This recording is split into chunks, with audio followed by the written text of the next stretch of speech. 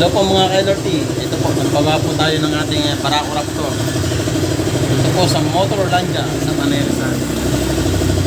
Hindi ko na na-video yung ano yung pagbabaklas kanina.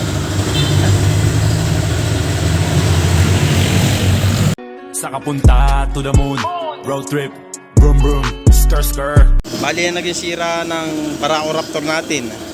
Chinek lahat yung ano, yung mga connection. Talagang nagpuputol ng fuse kasi grounded.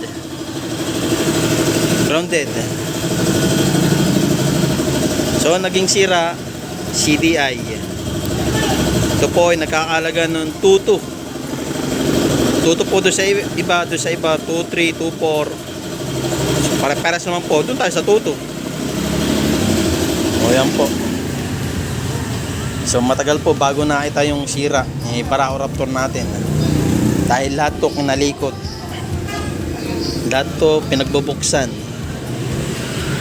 Lahat ng singit-singit kinalikot. Lahat ng dapat testerin, tinester. So yun po.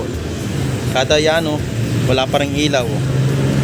Pero nung tinanggal yung CDI, nag-ilaw yung neutral light natin. Nung sinalpak yung CDI na sira, nawala yung ilaw sa neutral light natin. So ang lumabas sa tawas, CDI ang may sira. So yan po. Sana po pag naikabit ito gumana na. Para naman matuwa na si Barako Raptor.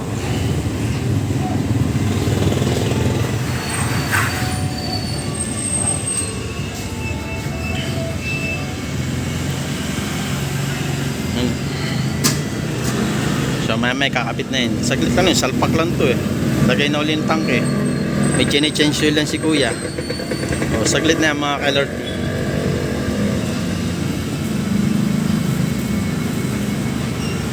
Kasi nung nakaraan po.